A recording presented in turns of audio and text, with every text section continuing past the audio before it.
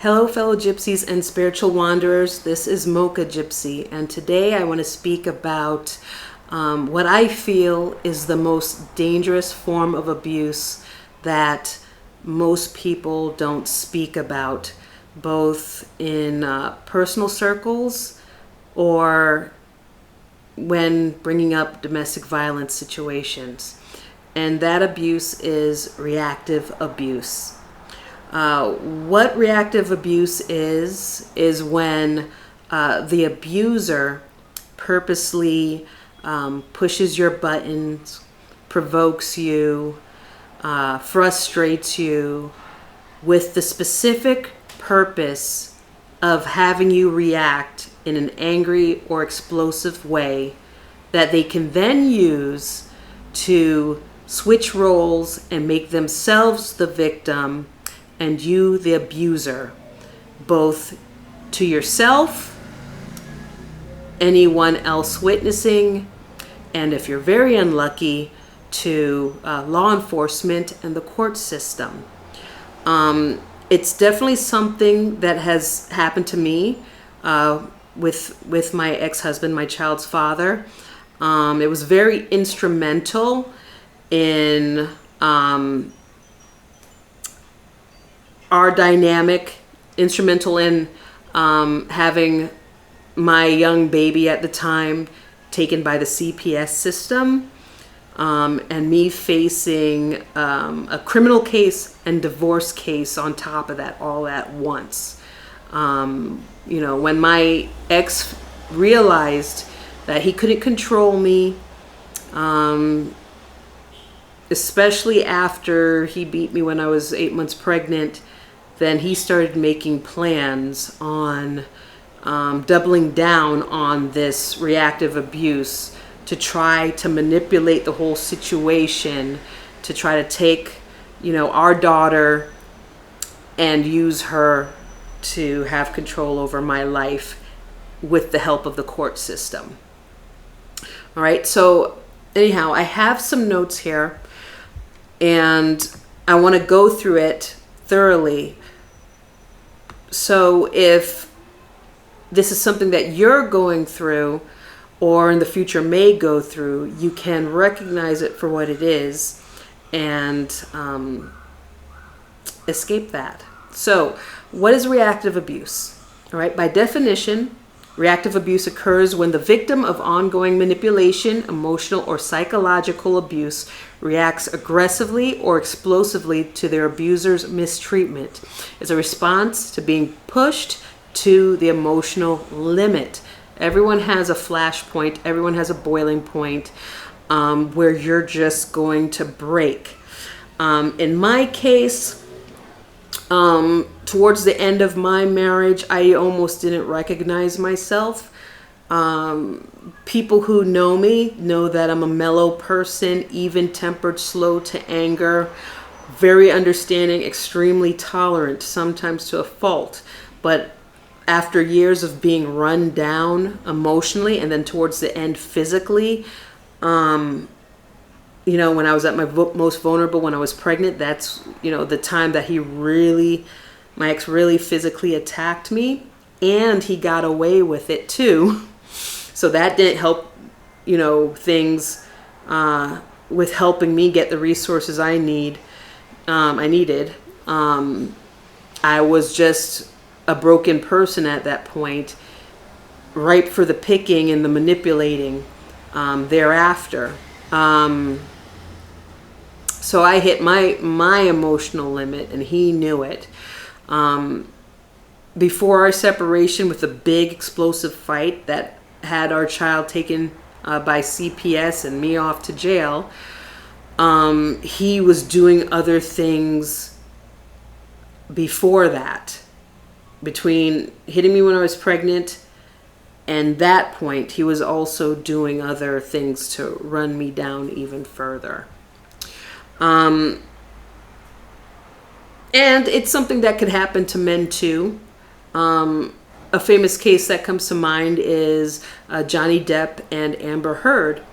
There was this famous piece of footage that she used as evidence where he was like slamming the the kitchen cabinets and drinking wine and everything, and she just happened to conveniently have her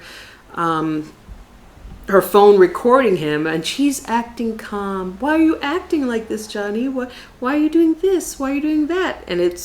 But yeah, he was acting out of control, but no one really asked when that tape first came out, what was she doing before then, right? What was she saying to him before then? But anyhow, it's a common tactic, again, that most people don't talk enough about, and yet it can be the most destructive, short of killing or maiming someone. All right? So why is it dangerous? It flips the narrative. Reactive abuse allows the true abuser to paint the victim as the aggressor.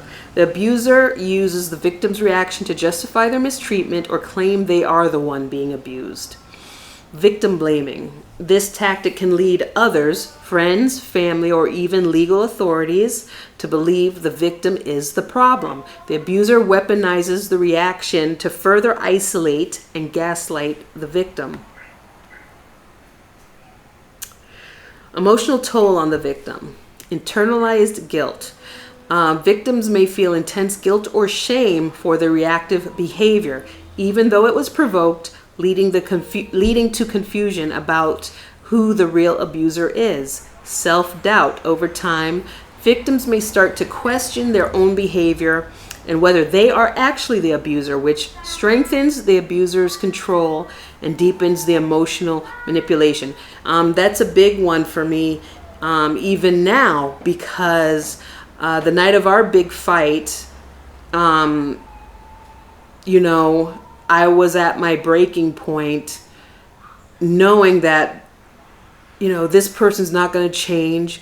Just 5 minutes ago, he was telling me he was going to try to be a better husband, and there he is starting a fight with me.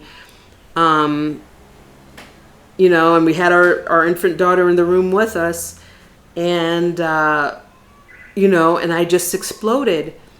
Took my phone from me, just like the night that he hit me when I was pregnant.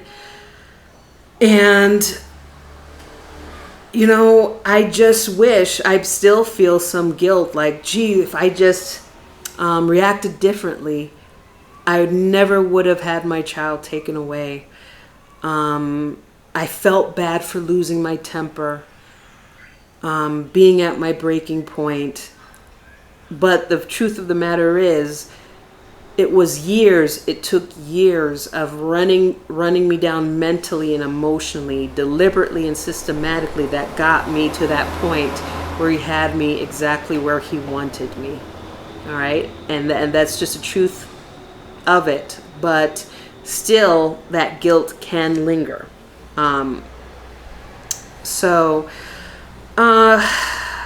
Gaslighting and reactive abuse.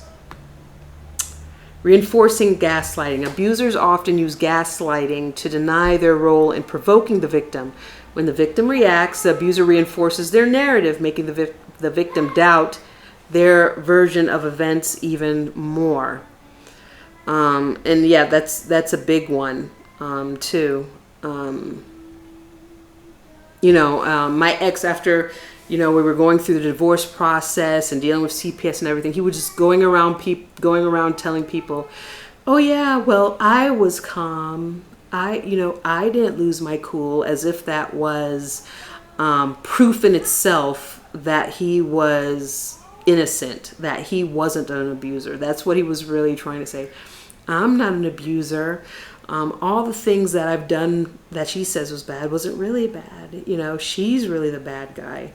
And that's why it's really so insidious, because it does blur the line between, by design, who's the abuser, who's the victim.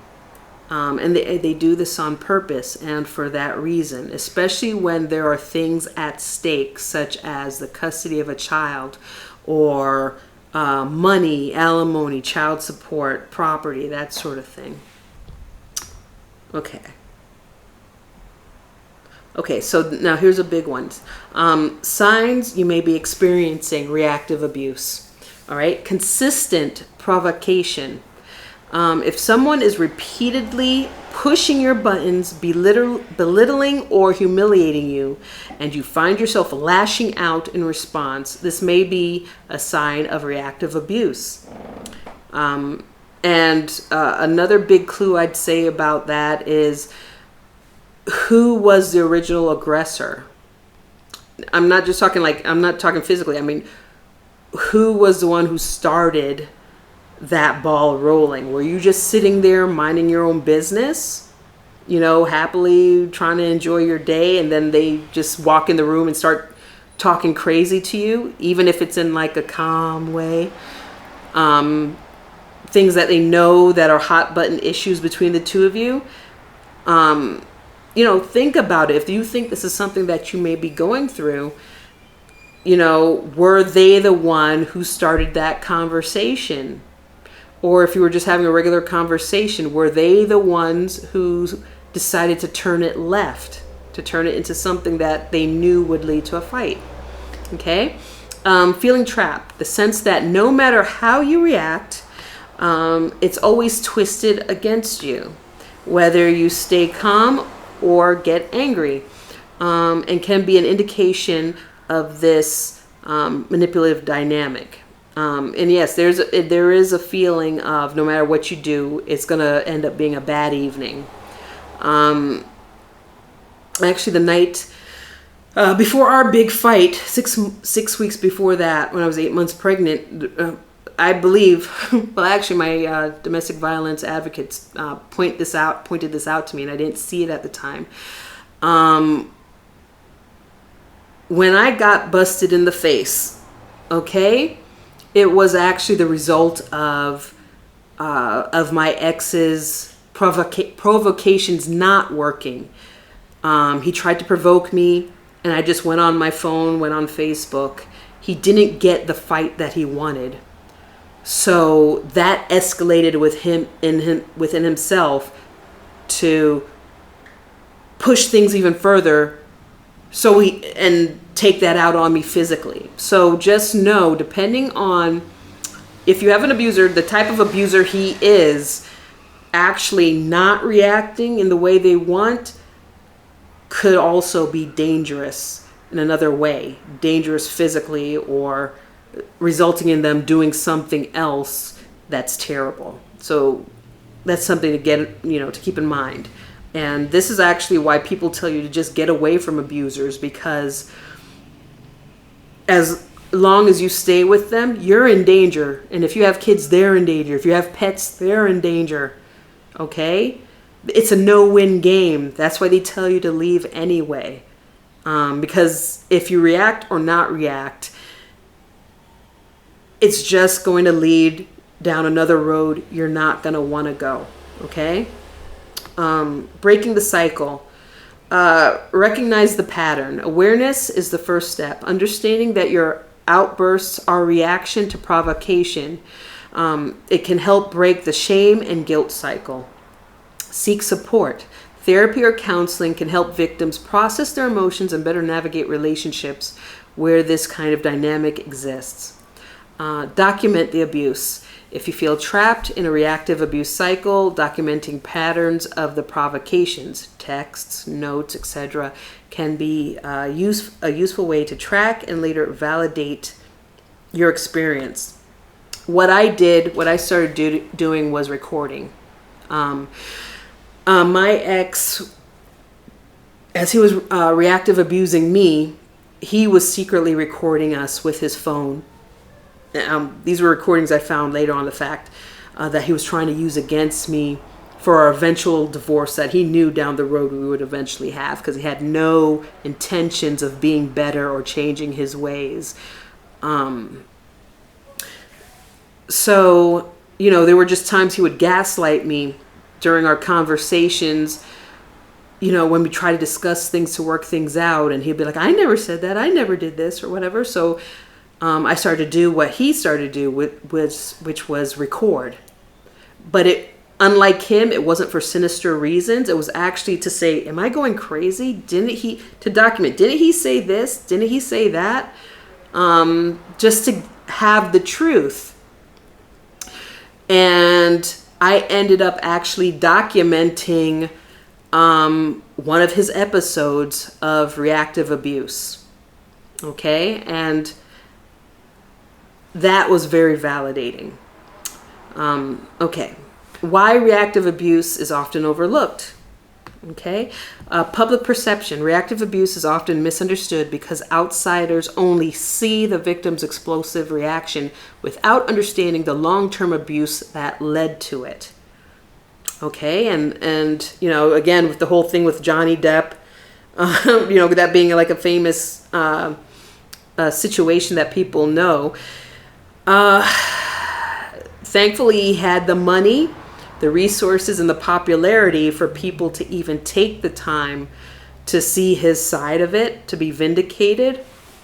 You know, in my case, our friends, our circle of friends, they knew better. They knew me enough, even though they knew him longer. They knew and understood my character enough that, you know, something wasn't right with what he was trying to claim. You know, he was going behind doing his smear campaign saying he feared for his life because of me. He's scared of me. I'm so unpredictable. I'm crazy, you know. So that was good there as far as that goes. But this next one, that was the bullet I wasn't able to dodge. The legal complications. In legal situations like divorce or custody battles, the abuser can use reactive abuse to their advantage, positioning themselves as a victim in order to discredit the true victim. And, you know, that's why I'm so bitter about like what happened to me in Wyoming, because the fact is, and especially in a small town, they really don't care about the details. They don't care about the truth. You know, the law in general is very simple-minded. They don't care about as much as context or the nuance of things.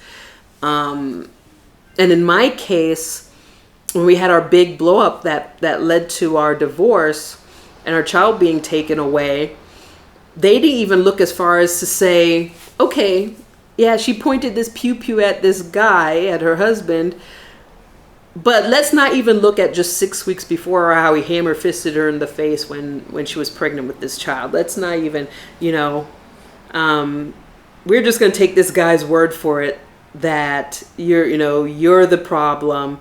And oh yeah, he has these recordings that of you just going off on him and yelling at him without even a second thought to, okay, what led up to that.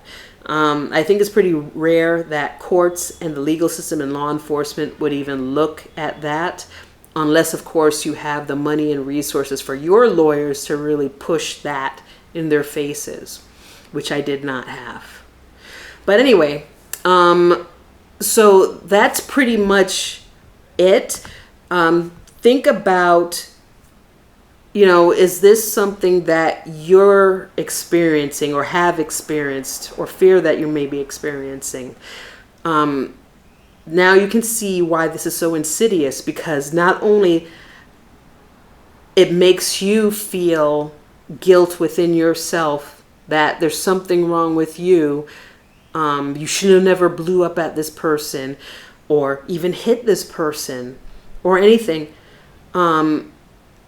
It changes the way you could see yourself. It could change the way that people in your circles could see you. And even worse, like in my case, law enforcement and the court system.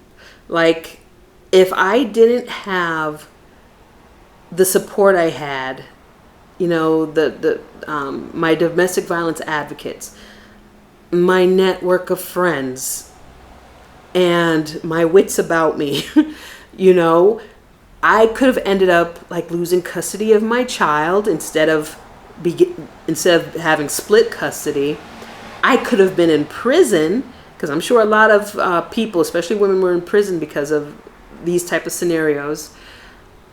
I mean, it almost cost me my life in a lot of ways. But for anybody who has any doubts about what reactive abuse looks like. I'll show the recording. I'll play the recording after this, at the end of this, so you guys can have an idea of what it can look and feel like in an explosive way, and also gives you an idea of how my life was with this person. Okay, so before I play it, I want you to understand that, you know, this particular day, I remember it was the day of Trump's inauguration when he won the presidency. My ex-husband, just 3 weeks prior to this, that's when he hammer-fisted me, and I had to go to the hospital and everything, and he weaseled his way back, honeymoon phase, I'll be a better person and everything, and this was the first time he was acting up after that fact, going back into the devaluation part of the abuse cycle. And what had happened in this recording was, very pregnant, you know, and I'm in a good mood, and we're both on the bed, and I have my laptop laying on my side, and he's on his laptop on the other side of the bed, and I'm asking for a glass of water, because remember, I'm really pregnant, like 8.5 months pregnant, more than 8.5 months pregnant, and I ask him for some water, and he's given me water before without problems, but this time, he fills it up to the very top of the brim of the cup. So when I drink it, if I'm not paying attention, most people don't look, they just assume, it just all fell down, the water all just went down on me. Luckily, my laptop was far enough that it didn't get on my laptop. He was looking to do all of that. So anyway, I'm going to close out with this recording to let you know what reactive abuse can look like. And as a side note, my domestic violence advocates, my case was so extreme all around that they asked permission to use my recordings and documentation for their classes and their legislature lobbying to show people what domestic abuse looks like, the different forms it can take. So anyway, without further ado, here's the recording.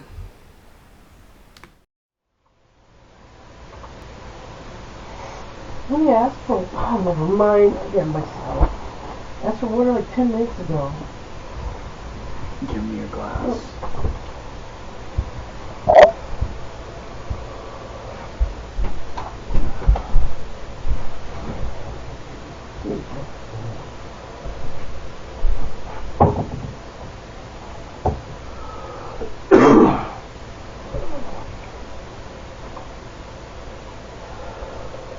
What is it? Just hold it for a moment.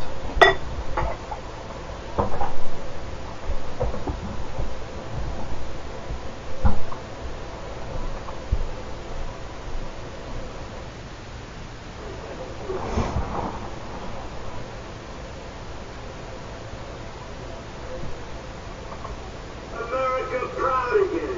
We will make America safe again. And yes, together, we will make America great again. Thank you, God bless you, and God bless America. That's it! President Trump! Yes! Yes! Yes! Yes! Yes! President Trump! Ha ha! Yes! Yes! Yes! Yes! Trump! Trump! Trump! Trump! Oh, wow! It's really... Oh my gosh! What? Really to the brim? Oh my gosh! Thank you anyway, hon. Oh. Do you do stuff like that just so I don't ask you anymore for things? Of course not.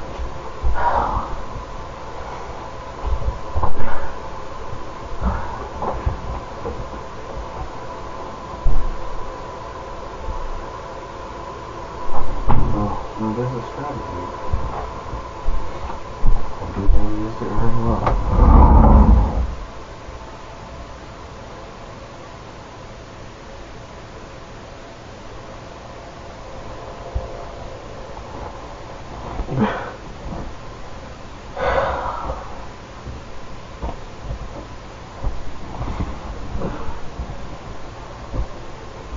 My God, what if my computer was right there?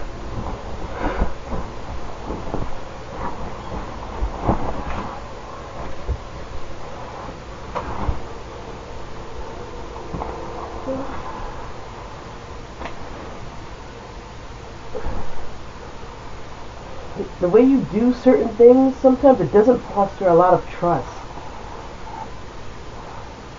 You know?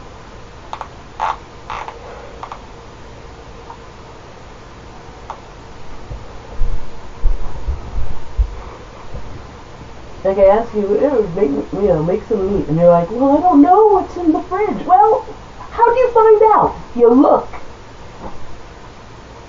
I didn't say anything about the fridge. Or whatever. You know, you look or you ask. You're just like, well, I don't know. And then it's like... I did ask.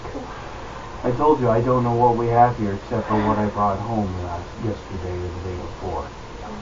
And you want to give me grief about that right now? No, it's just like everything. No, that's what you're doing. And it's not everything. You're just exaggerating. You do that a lot. You want to talk about not being able to engender trust or anything just because you didn't check to see whether or not it was over full or what.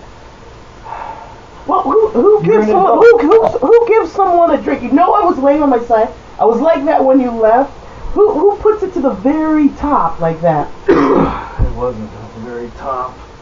It still is. And they poured a good amount on me and on the bed too. And you never before gave me water like that. It's usually like at a regular height. Let me do that to you a month from now for you to forget, and then I could rub it in your face and say, oh, why didn't you look? You've done it before. Not like that. Yeah, you have. So I'll do that as an experiment on you next time. Put it to the very top, different than how I usually do it, and then see how you fall for it. Because complaining about these accidents, self-inflicted accidents, is appropriate to try to get some stupid form of revenge. No, because you're putting it on me. It was my fault. And you'd be like, yeah, I did put it a bit high. Because you did. Yeah, I did. But you also have a responsibility as an adult to check things, too. You see me laying like that, and I'm just grabbing for my drink like I usually do, and before it's even my mouth, I actually didn't see you do anything until you'd already done it. Because my attention was elsewhere. Well, you just have to take my word for it. I was laying the same way as you left me. Didn't say you weren't. And then I'm watching my show, and then I just bring it over, and then before it's even in my mouth, it pours all over the place. Accidents happen.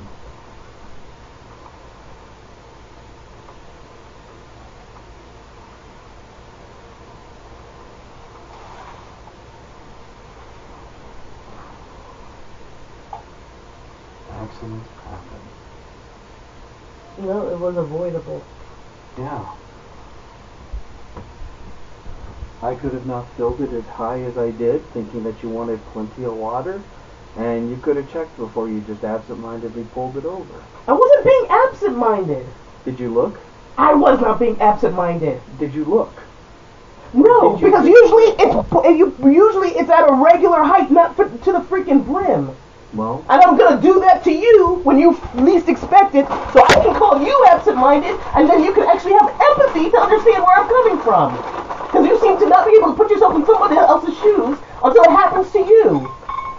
So you're gonna have to learn the hard way, hands-on. Nope. And I'm gonna make sure it's soda or something too. Because you're petty. Yup. Yeah. Wonderful. Nice to know that you're such an adult. Yeah, whatever. Because if you were an adult to begin with, like a man, the conversation never would have went this far. Because you could have been like, yeah, look at you like your stupid brother Richard. No wonder. You could have been, if you were a man in the first place, saying, you know what, honey? You could have been like, honey, you know what? I did do it high. I'm sorry. That's what you put it to. You could have just said, I'm sorry. If you were a man to begin with, it would have never spiraled out of control. Get the fuck out of here. Did you not hear me when Get out of here. I'm sorry before you went to the bathroom? No. Of course not. Because you should have made sure I heard you. I said it as loud as I am now. Yo, you should look me in the fucking face and make sure I heard you. You were probably lying. You probably didn't even say I'm sorry. Did I catch it? No. You're probably just saying it now. Just get out of here. Go do your spark plugs. No. You need to calm down. I can't go if you fucking leave. That's how it works. No. That'll dry. Just give me a bad spirits all the time. Just get out. You give yourself Get out. spirit. You need to control yourself. Yeah. You need to control yourself. No, I don't. Yeah. Because you're an asshole all the time. You wonder why I don't like it when you kiss on me? I'm grossed out. You're like my brother.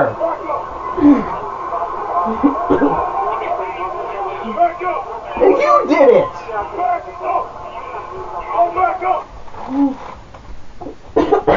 Quite a power being able to force somebody to do things absent-mindedly. Whatever. To- I don't care. You need to. Only an asshole would freaking put a glass that high.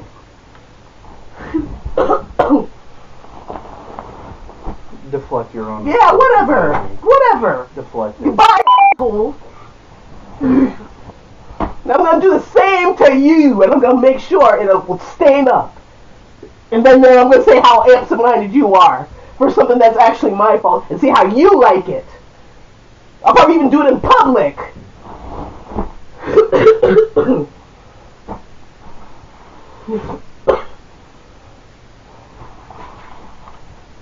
Because I'm done playing nice with you, because you don't appreciate nice.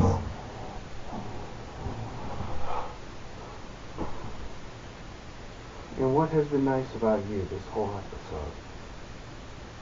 No, because you're deflecting it back on me. Attacking? No. I'm done. I'm fed up with you for over these years. I'm fed up with you. It's all, if it's all one fucking thing, it's the other. Full of surprises and all horrible.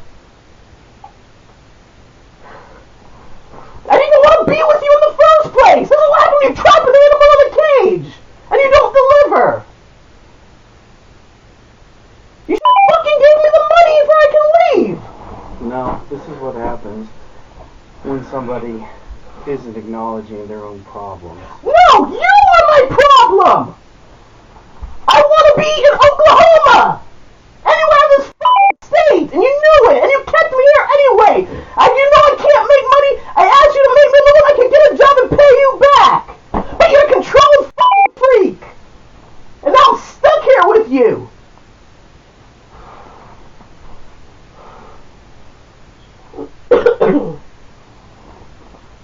So why don't you make lemonade out of the lemons? I can't even do that because you squash on it and you're like, it's your fault. Just get out of here. Leave me alone because I want to calm down now. You got some serious. Yeah, whatever. You're my problem.